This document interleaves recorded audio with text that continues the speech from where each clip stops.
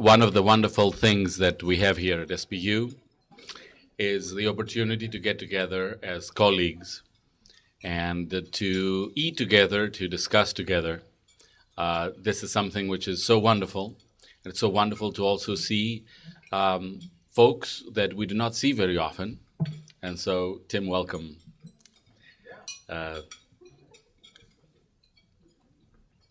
Well, I thought that I will introduce Metropolitan Kallistos, although for many of you who have been to his lectures, he needs absolutely no introduction. But I thought I will introduce him by telling you one of the ancient Greek myths. It is mentioned in several sources that there was a big celebration in order to decide which of the goddesses was the most beautiful.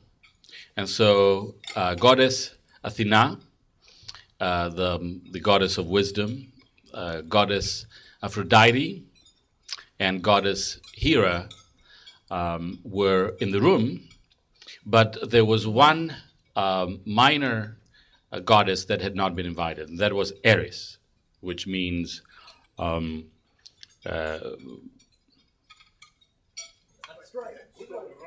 strife, discord. There we go. So, since she had not been invited, she arrives at the party, and she drops a golden apple that said "Ti Kallisti," which means "two for the most beautiful one." And Zeus gets into trouble. He has to arbitrate this, and so he sends Hermes to. So he passes the buck to Hermes, who passes the buck to Paris, and as we know, Paris decides that it was Aphrodite, because Aphrodite promised Paris that if she was chosen, then he could get to marry Helen of Troy. And of course, that gave rise to the Trojan War. But the idea, the etymology of the word "the most beautiful," the fairest, comes from the Greek word kalos. And so Kallistos means the most beautiful. And indeed, in our interactions in the last few days, we have realized, both in terms of his lectures and in terms of his interactions with many of us, that indeed he is a beautiful soul. And I think one of the best compliments that a theologian can get is that the inner joy that emerges from inside can actually be the best commendation of one's lecture. And the Orthodox Church is extremely stingy with bestowing the title theologian on somebody. As a matter of fact, the latest theologian, the newest kid on the block, is Saint Simeon, the new theologian, who actually lived about 800 years ago. So, without further ado, I would like to ask us all to welcome Metropolitan Kallistos of Diokleia, who will speak to us today about his conversion, his journey to Orthodoxy. It is going to be an informal presentation, and hopefully we'll have lots of time for questions and answers.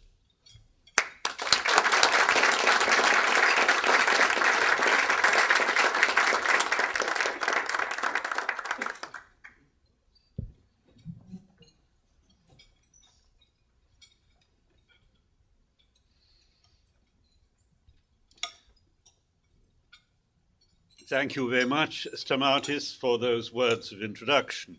And I might say immediately that I did not choose the name Kallistos. It was chosen for me. I am very grateful for the way in which, during the last 2-3 days, I have been made to feel at home here on your campus. And you have made me feel at home today in a very particular way by serving a pink cake, because at my school, what you would call, I suppose, the high school, what we call the public school, Westminster, the school colours were pink, and the Oxford College, at which I hold a fellowship, Pembroke College, also has as its colour pink. So thank you for making me feel at home.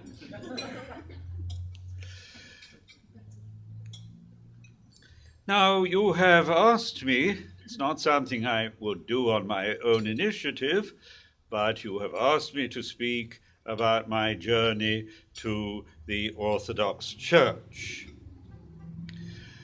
In childhood, I was brought up in the Anglican communion. My parents were practicing Christians, so from my earliest years I was brought up to pray and to go to church.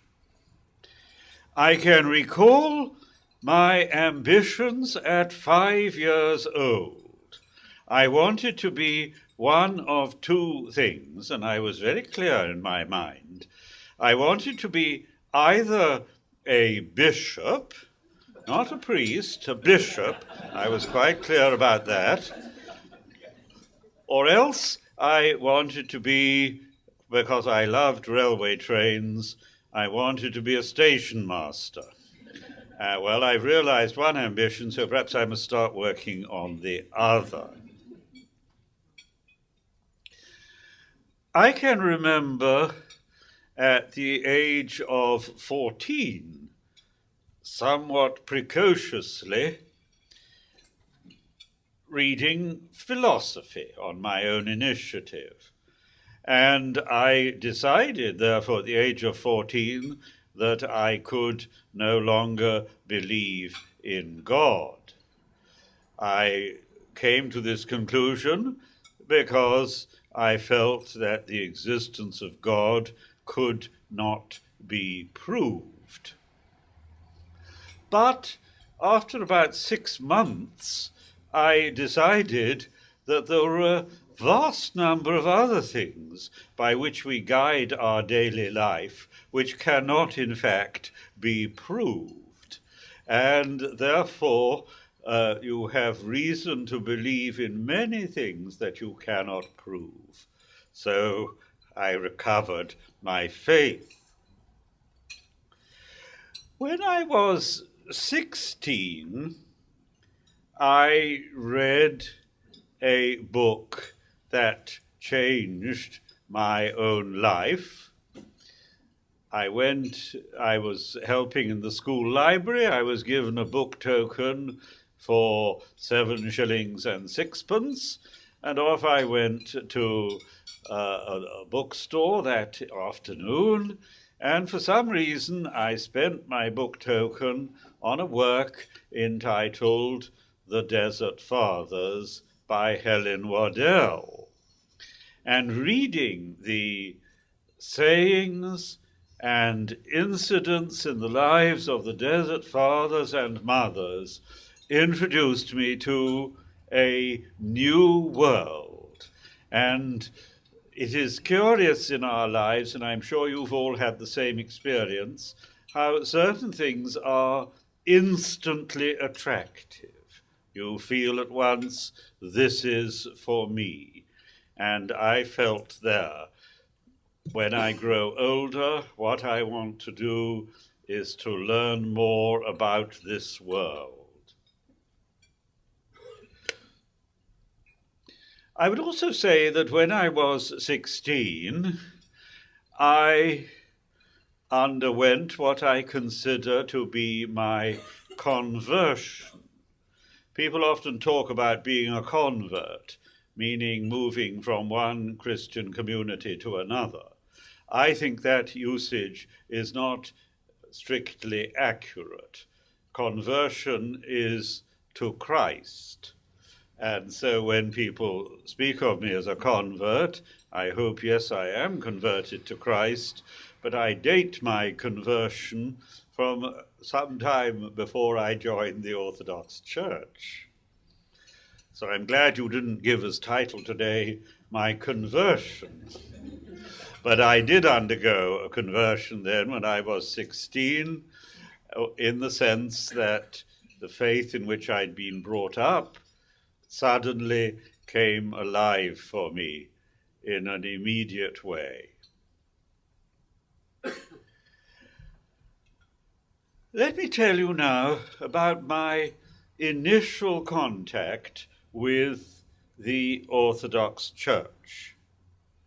This was a year later, 1952, when I was 17, just before I was due to go to Oxford.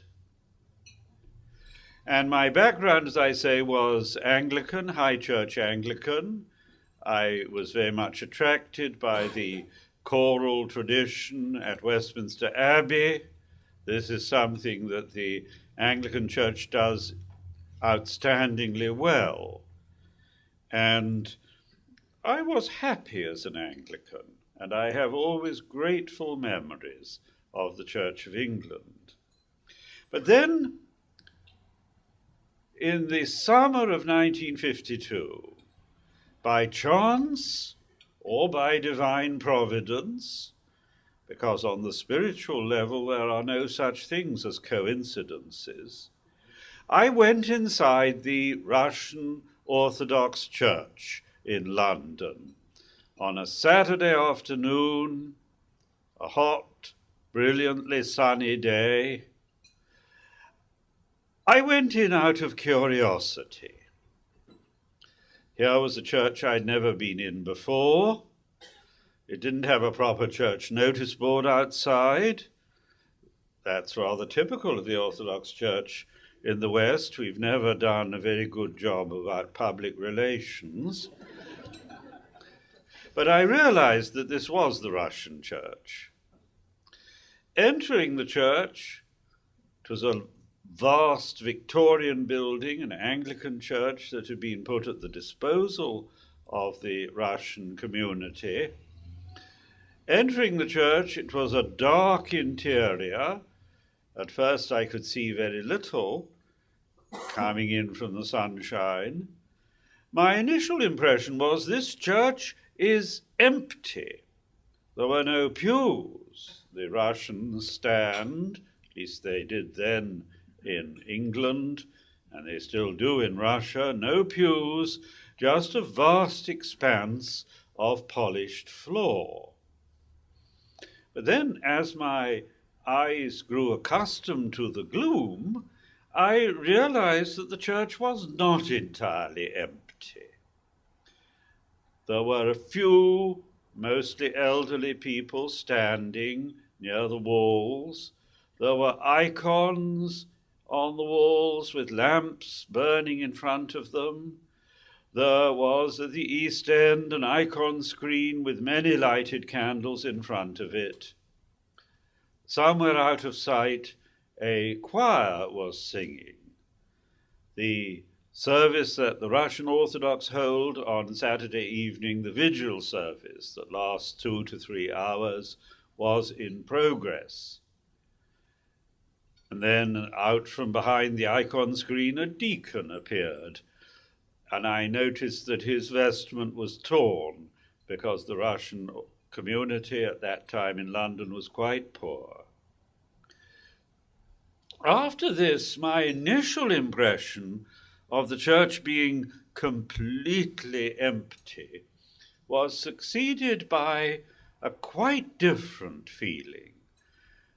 I felt overwhelmingly convinced this church is in fact full, not empty, full of invisible worshippers.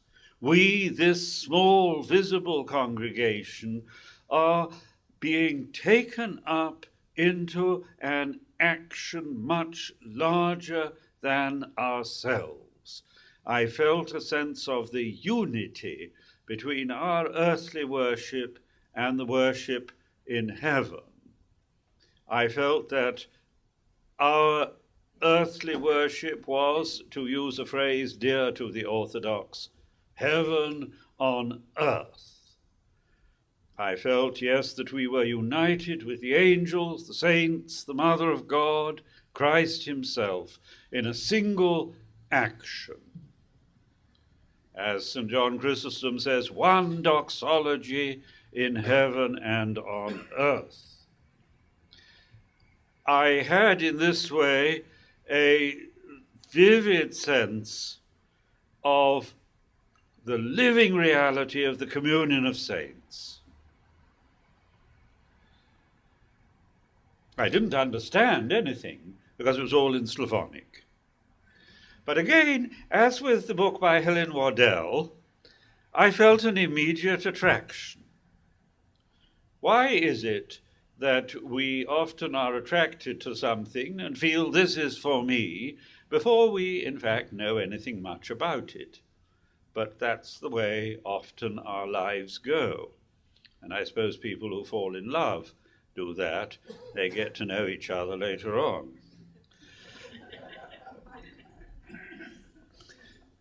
Now, in fact, I waited 6 years before joining the Orthodox Church. And I wouldn't say my mind was made up on that Saturday afternoon, but in fact, that gave a direction to my life which meant I felt more and more, this is my true home in the Orthodox Church. When I began to read about Orthodoxy, I was impressed by a sense of living continuity, of tradition as a living reality.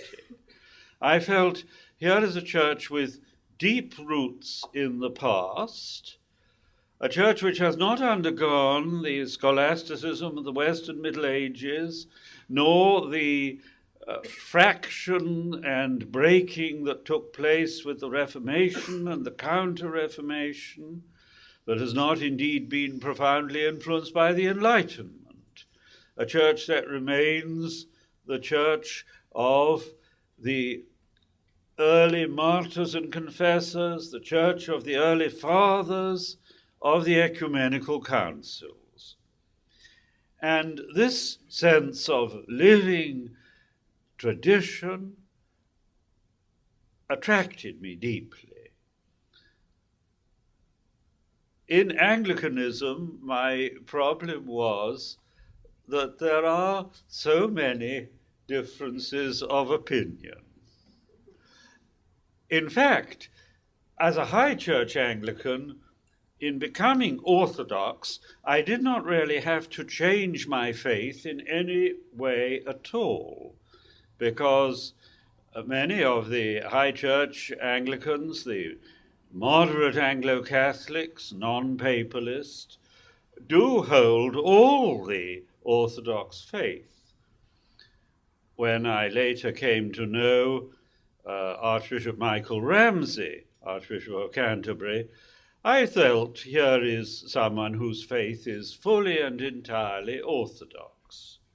But my problem as an Anglican was, this is not the only thing that Anglicans believe. There are the evangelicals who hold a strong doctrine of the Trinity, of the Godhead of Christ, but wouldn't agree over the nature of the Eucharist or the communion of saints.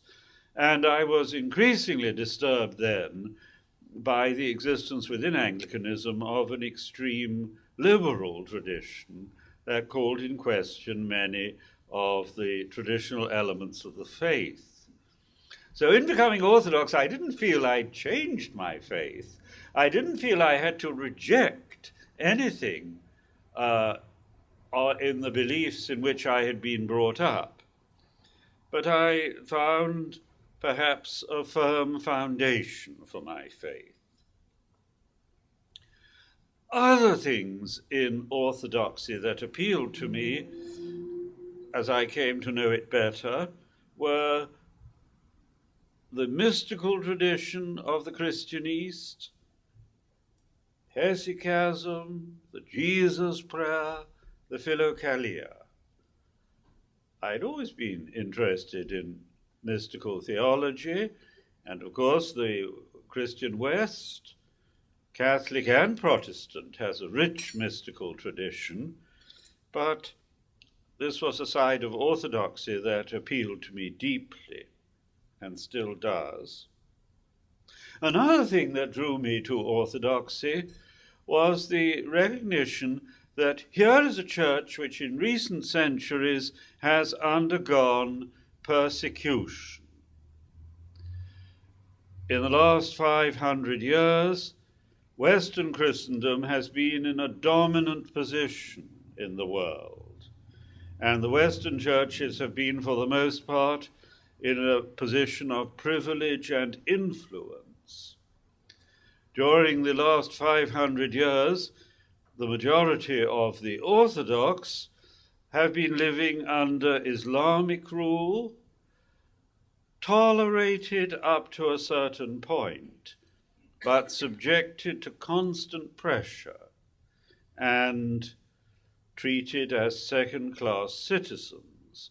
And during the Turkish period, there were in the Greek, Serbian and Bulgarian churches and among the Arab Orthodox a constant series of new martyrs who suffered for their faith, gave their lives for it under Islamic rule. And then with the rise of communism, and when I first came to know Orthodoxy, 85% of its members were living under communist rule. Stalin was still in power in the Soviet Union.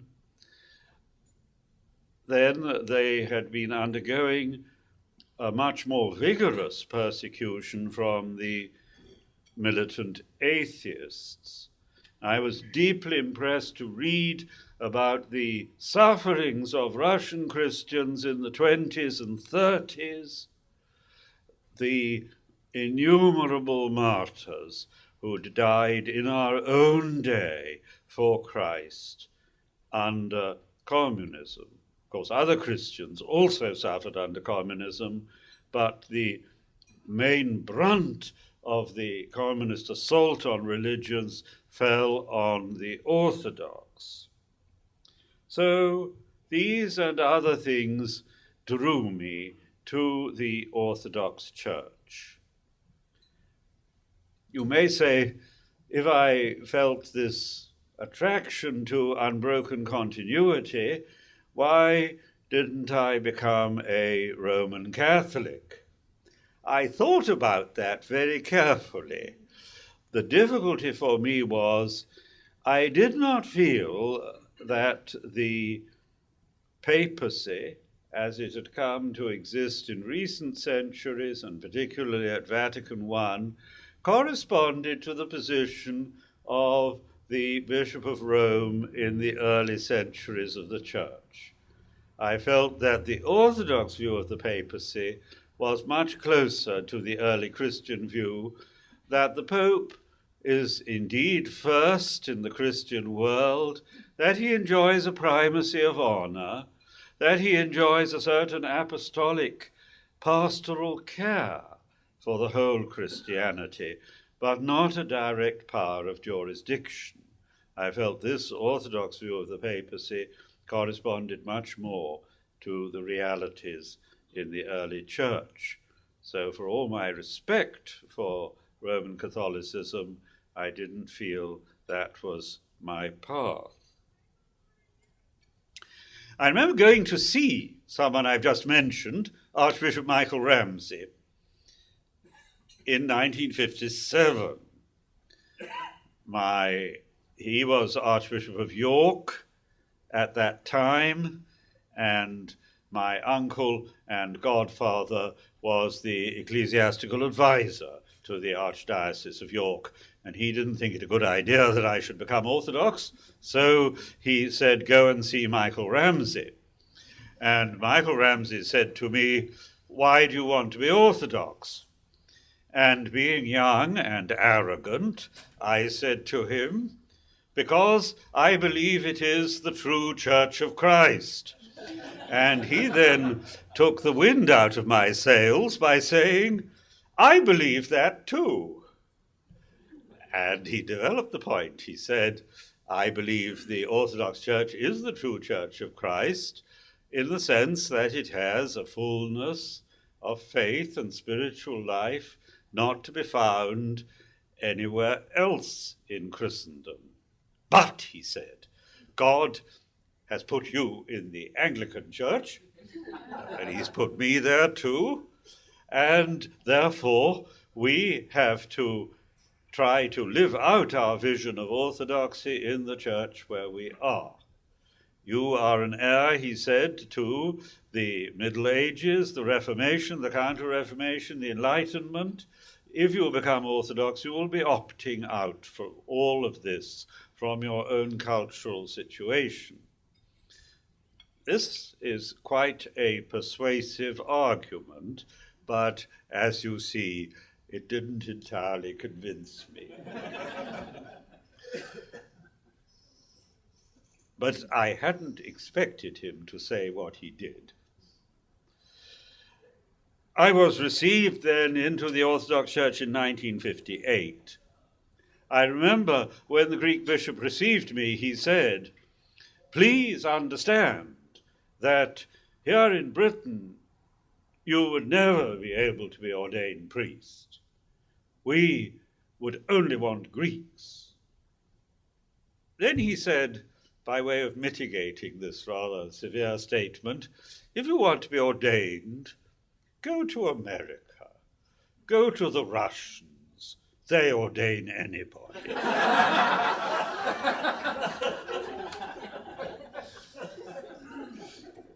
Well, it didn't exactly happen that way.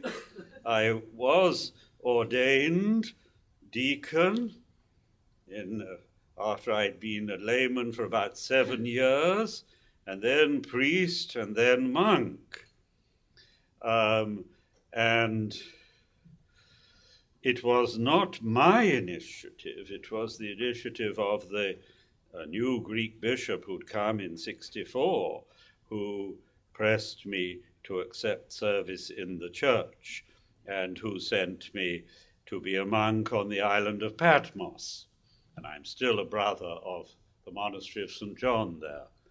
I remember coming down once into the courtyard of the island of Patmos in the monastery, and there was a group of Americans there. And they looked to me like university students. And they said to me, do you speak English? So I said, yes, a little. And after a time, they said, you speak English very well. So modestly, I replied, I try my best. And finally, they asked me, do tell us, how did you learn your English? Truthfully, I responded, I just picked it up. But that wasn't the end of the story. A week later, an Austrian professor, a lady, came to look at the library. There was no one in the monastery who spoke German, so I was delegated to show her around in English. And she had clearly learned her English many years before from old-fashioned manuals. And at the end, she said to me, on the whole, you speak English very well, but you make certain errors in syntax.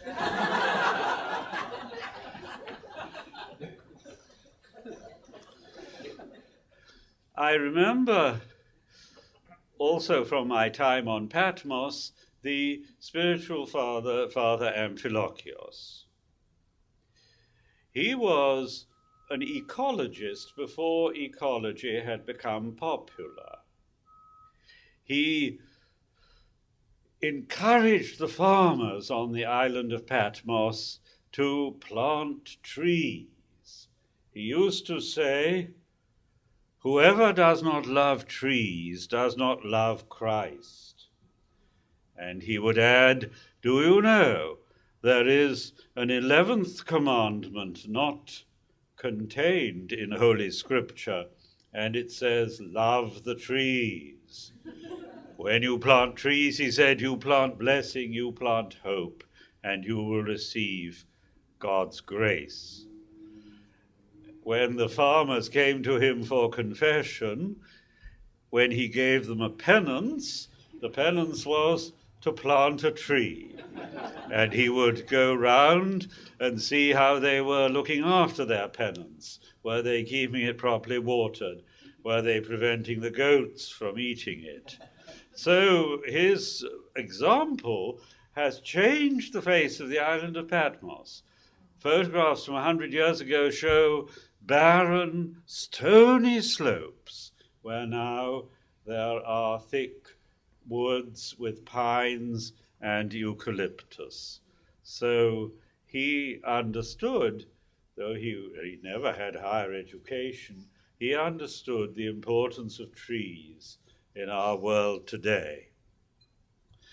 Back in the 18th century, there was a well-known Greek missionary, Father Cosmas, the Aetolian, and we have a number of his prophecies, and one of them is, "People will become poor because they do not love trees." We are seeing that fulfilled in many parts of the world today. Another of his prophecies, which is quite extraordinary, and I think of it when you look at the skyline with all the aerials above it, he said, "The time will come when the devil will get inside a box and start shouting, and they will put his horns on the rooftop." Oh, to those who have an excessive love of television, I like to quote that. I also remember Father Amphilochios' advice to me when, after a year in the monastery, I was appointed to teach theology in the University of Oxford, 1966. Now, he'd never traveled to the West. He had no first-hand knowledge of the position of orthodoxy there. But he understood, I think, very well how I would be. He said, "You will be the only Orthodox teacher in the theology school. You may sometimes feel isolated, and you may sometimes feel threatened. But," he said, "do not be afraid." He was very emphatic about that.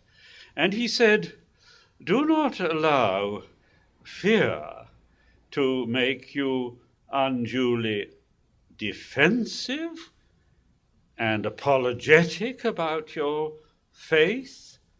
Do not allow fear to make you, on the other hand, unduly aggressive about your faith. Do not make it lead you to attack the other Christians." He said, "Neither be defensive nor aggressive, simply be yourself." And then he said again, "Do not be afraid." So that was, I think, good advice, and I've tried to live up to it. I do not know how well. When I first became Orthodox, yes, there were very few English Orthodox around.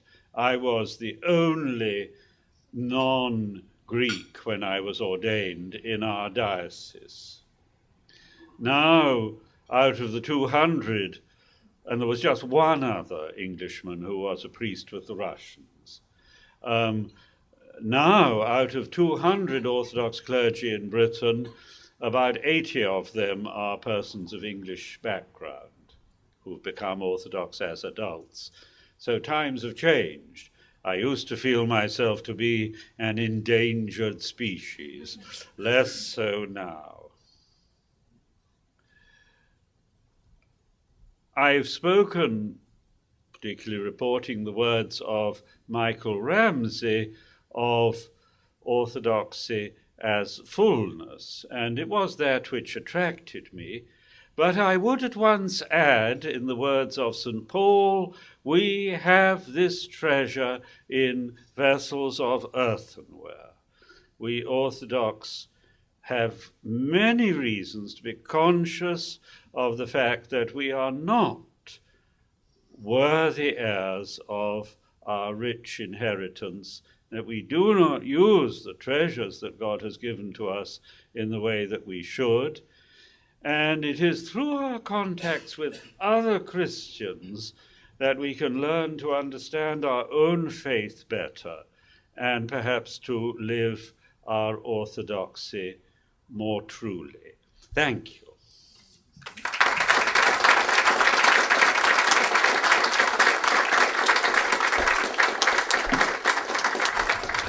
Maybe I should start with a question. A question that is my own question in many ways, but also a question that I have been asked many times. And that is, how does the Church decide what is holy tradition and separate holy tradition from cultural traditions? This is the question. And how can one understand the life of the continuing life of the Holy Spirit in the world today? How is that constrained by holy tradition? And how can it be alive through holy tradition?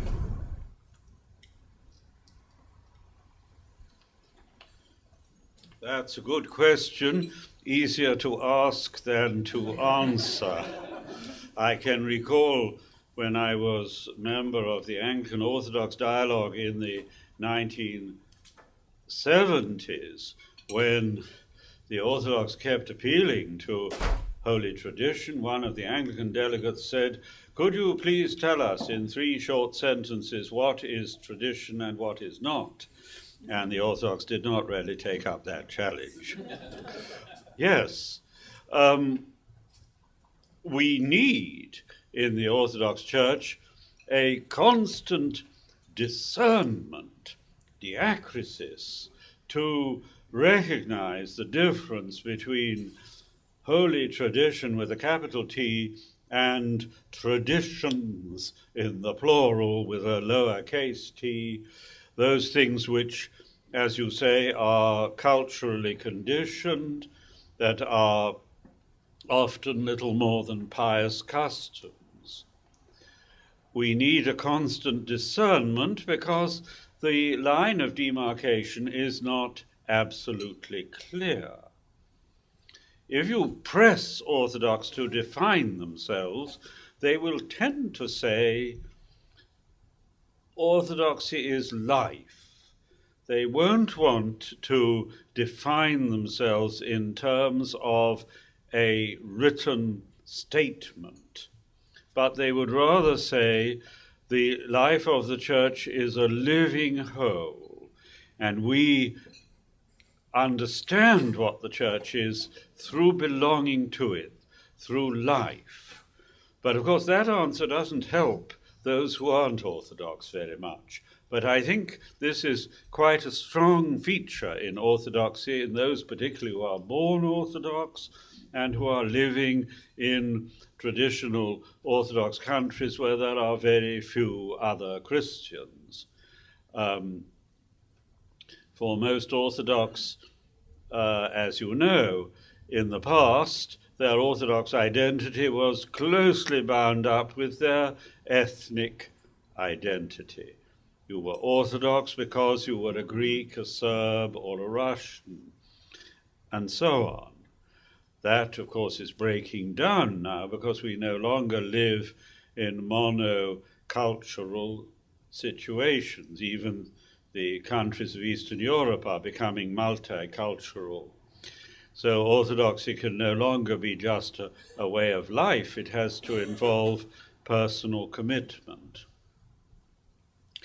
Now, if we were asked to mention the contents of holy tradition, we would say, next to Scripture, the doctrinal definitions of the 7 ecumenical councils. Not their canons, because the canonical legislation, the disciplinary decisions, have become in many cases outdated and are no longer applied, but the doctrinal definitions. But actually, the 7 ecumenical councils only discuss certain questions: the Trinity, Christology, and the holy icons, which might be seen as an extension of the discussion of Christology. You can make an icon of Christ because he was incarnate. If you refuse to make an icon of Christ, if you say this is impossible, then you are calling in question the fullness of Christ's incarnation, the reality of his human nature. So in this way, the discussion about icons was in some ways an extension of Christology. But there's very little about the Eucharist. The ecumenical councils did not discuss this. The Seventh Council simply said the Eucharist is not an icon of Christ, but it is the very true body and blood of Christ. There is very little about the communion of saints, which was so important in my own experience of becoming Orthodox, about the place of the Blessed Virgin Mary, about the intercessions of the saints on our behalf. All of this is expressed in our worship, so that our worship is undoubtedly part of what we mean by holy tradition.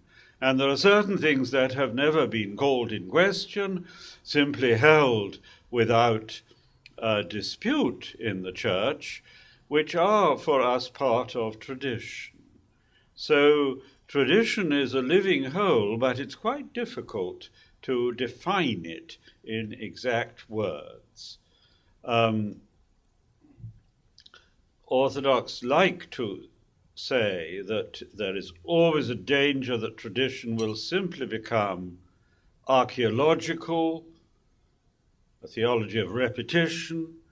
This is not what we mean by it. In a famous definition, Vladimir Losky says, tradition is the life of the Holy Spirit in the Church. So tradition is not words written in books, it is life, and it is the life of the Spirit, today as in the past. Losky also says tradition is not just a conservative principle, it is a critical principle. Tradition is the critical spirit of the Church, he says. There the question of discerning comes in all the time. So there is no single simple answer to your question, but the discernment is always continuing. Yes. Please. In the spirit of your request last night, I hope this will be an easy question simply because there is no definitive answer, but it has intrigued me as a historian, who therefore has a focus on the future, to realize or to note that we are within 10 years of marking the 500th anniversary of the benchmark beginnings of the Protestant Reformation, and within 50 years of marking the official schism between Eastern and Western churches. How should we remember those great events in the history of the Christian church? We meaning we Christians, we meaning an institution that wishes to identify itself as Christian. Yes. Well, so far as, if I might speak from an Orthodox viewpoint, so far as the Reformation goes, it is true that this has only affected the Orthodox peripherally, because by and large the movement of the Reformation came to a halt when it reached the frontiers of the traditional Orthodox countries. And so there was a certain impact in the late 16th and early 17th century of Protestantism within the Orthodox world. On the whole, the Orthodox reacted quite negatively and turned rather to Roman Catholic theology in search of weapons against Protestantism. But when they were attracted to Protestantism, it was more commonly Calvinism rather than Lutheranism that drew them. I say that as one who shares John Wesley's Arminian principles and who is not attracted to the more strict versions of Calvinism and predestination.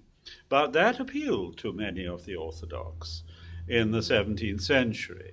But though the Reformation could be said in this sense to be something in Western Christendom, that would be a rather short-sighted view, because the Reformation raised questions that the early church didn't have to face in quite the same way. Questions about the church, about the authority of Scripture, and about the sacraments. And so, in fact, the Reformation has posed a series of questions to the Orthodox, even if their reaction may have been at many points negative. So I think we Orthodox should join in the celebrations. And certainly I do not agree with the view which says Orthodoxy is just Roman Catholicism without the Pope. I don't think that is a fair picture, because on many points the Orthodox do not agree altogether with the Roman Catholic Church, though that is the church in the West that is closest to us doctrinally. But it is significant that on almost all the points where the reformers challenged Rome, Rome had already diverged from the Orthodox teaching, if I could put it in that rather unirenic style. But I think you will understand what I mean. Things like the papal claims, purgatory, indulgences, the treasury of merit among the saints, married clergy, the sacrament under both kinds. All of these points, Rome was differing from the Orthodox. So I think we ought to take a positive attitude towards the Reformation and make the Reformation questions our own, so that we ought to join in your celebrations, or at least listen to what you're saying in those celebrations. I hope that by 2054, the great schism between Orthodoxy and Catholicism will have been overcome. But I'm not so sure. Things move slowly in the Orthodox world. But let us at least pray for that. Now, please, there was a question here. Yes. Could you elaborate on what you think the Archbishop meant about remaining in the Church of England and living Orthodox? I think that's important. I don't think I understand.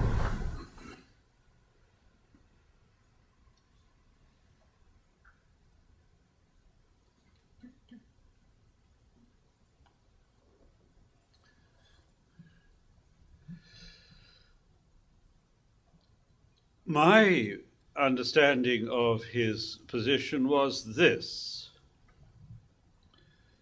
First, it is possible for you as an Anglican to believe all that the Orthodox Church believes.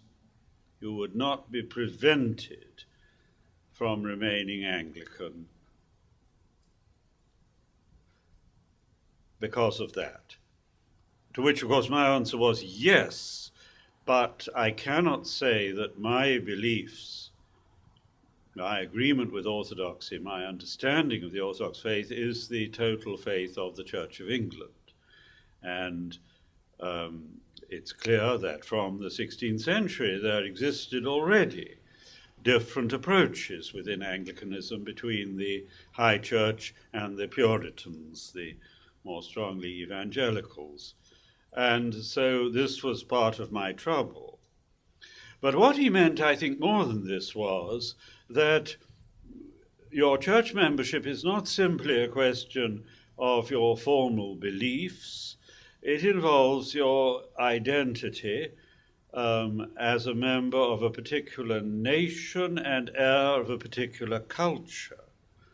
And he said, your culture as an English person is that of the West, and you should therefore work out your Christian vocation within a Western context. If you join the Orthodox Church, you will be opting out from your own inheritance.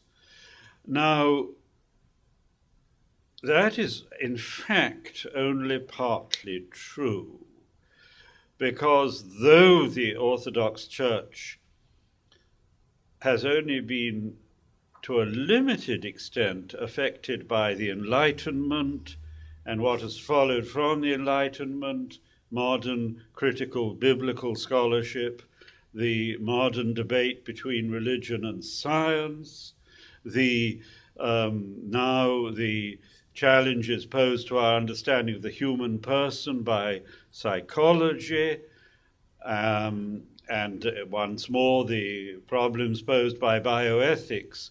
Though all of this has been initially a Western debate, it's now becoming something that also affects the Orthodox. The distinction between East and West is growing increasingly relative.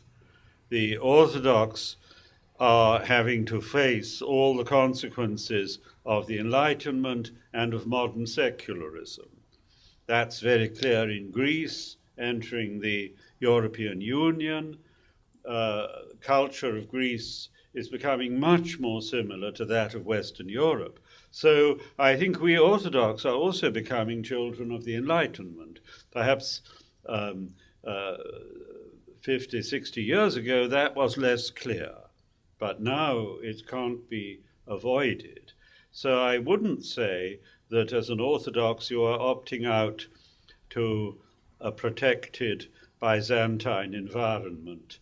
We too have to face the cold winds of modern secularism. And this will be the interesting thing to watch in the communist countries. Possibly the effects of secularism coming in now since the fall of communism will prove to be more erosive than direct persecution. There's been a big revival of the practice of Christianity in many parts of the former communist world, but how long is that going to continue? What will be the situation 20 to 30 years if the communist countries now become economically and culturally much more part of the West? So I think his argument didn't fully apply, but that's the way I understand it. You are heir to the culture of your nation. You should work out your Christian life in that context. Don't opt out for the glories of Byzantium. He didn't put it as bluntly as that.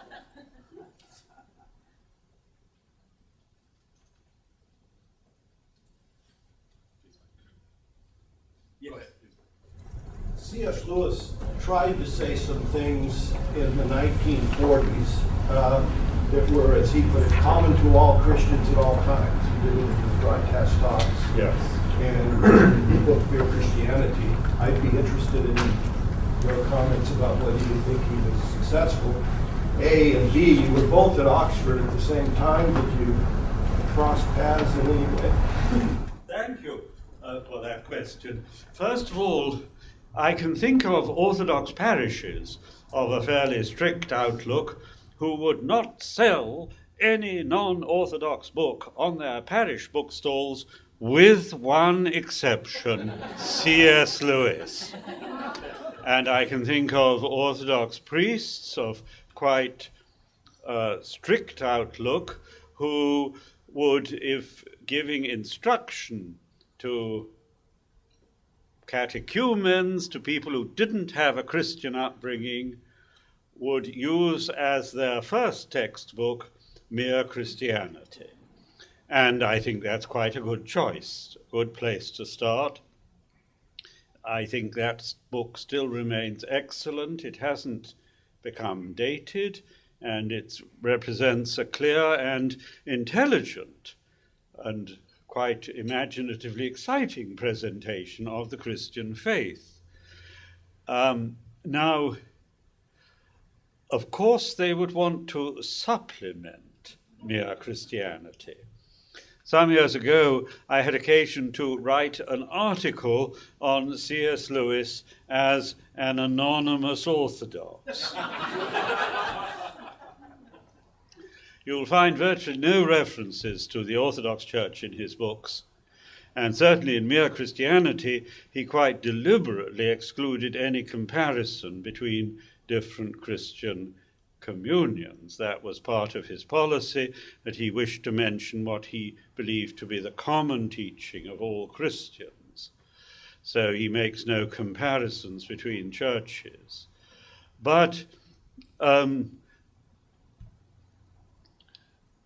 yes, I find Lewis's strong Trinitarian belief and his clear defense of Christ's full Godhead and full humanity to be a strong, firm basis.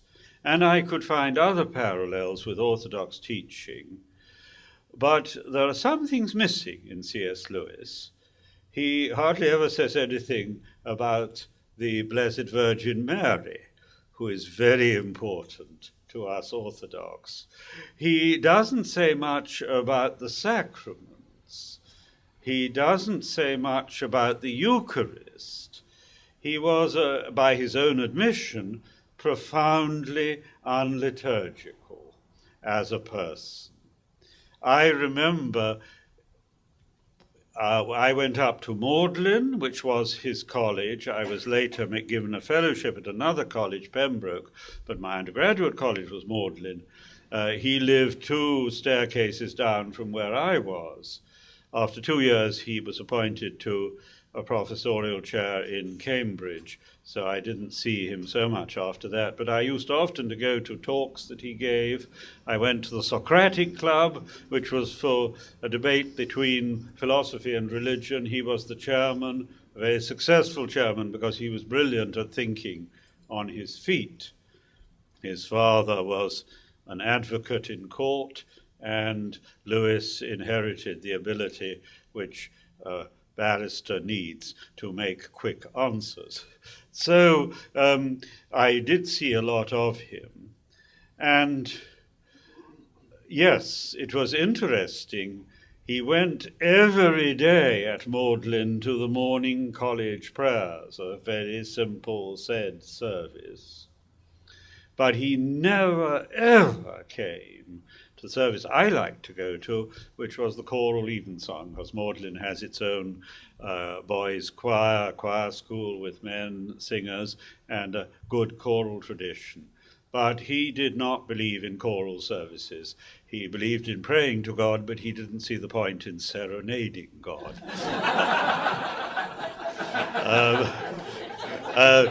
And it was interesting again. At weekends, he went out to his house in the kilns on the borders of Oxford, though in the week he lived in his rooms in college. And he believed you should go to your parish church. His parish church was, in fact, a very high church, but he never went to the sung mass there.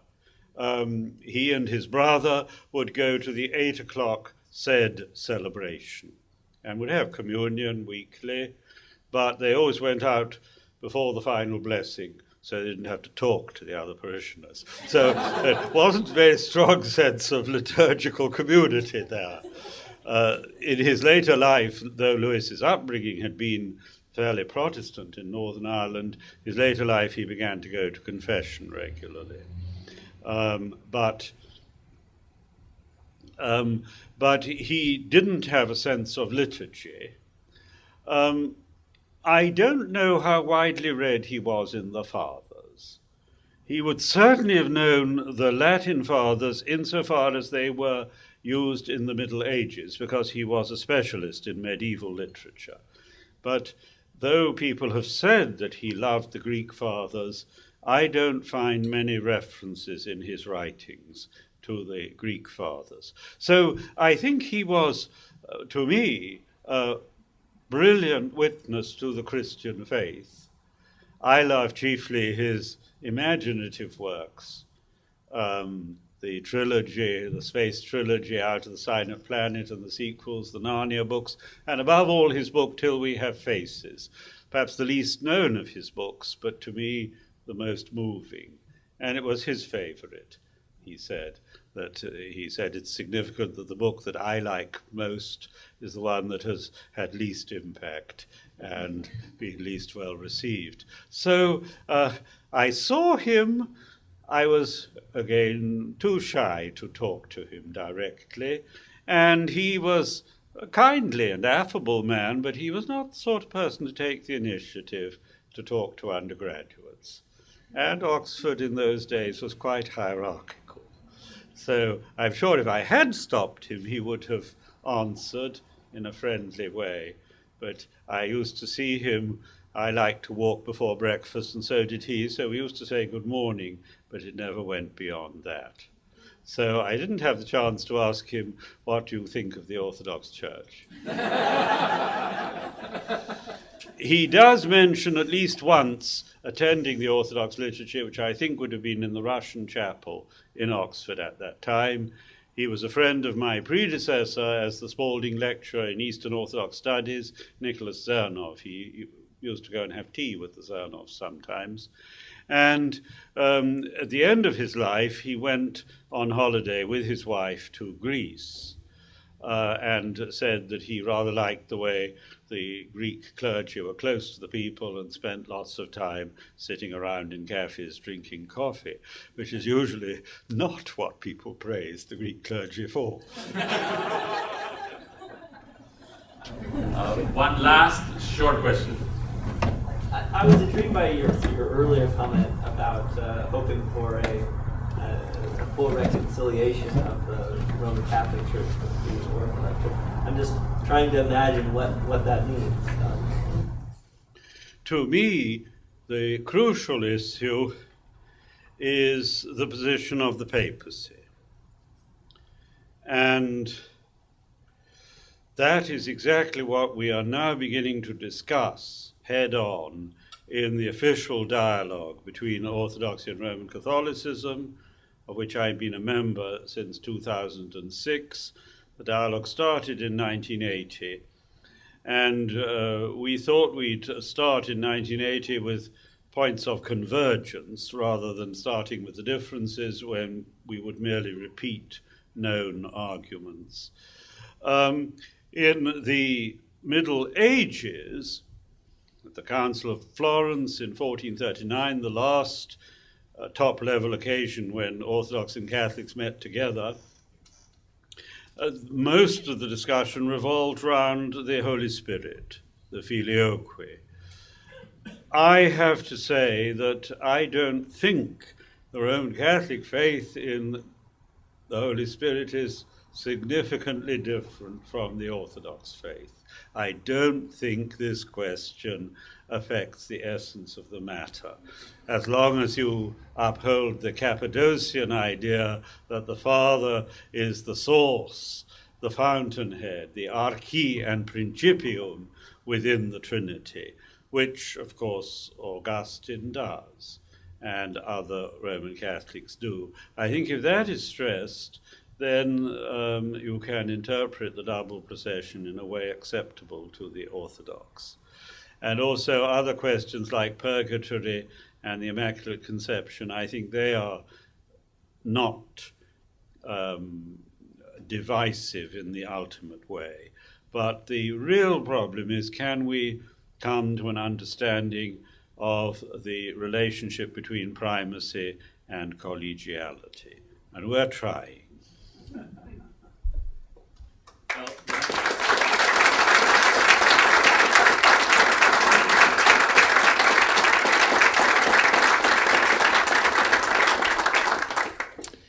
On behalf of Seattle Pacific University and President Eaton, who personally told me that he regretted tremendously that he had to be away during a visit on university business. On behalf of the School of Theology and on behalf of all of us here in Seattle, we are grateful that you were able to spend some time with us.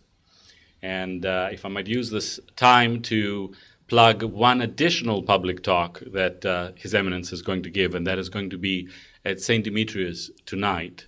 The Orthodox Lenten season starts on after sunset on Sunday, and so the title of His Eminence's talk is Lenten Journey. So thank you again, Your Eminence, and we are grateful and blessed, consider ourselves blessed by your visit here.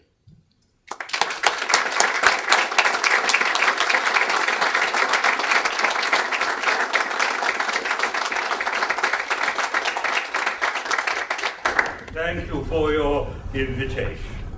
I wish I could stay longer.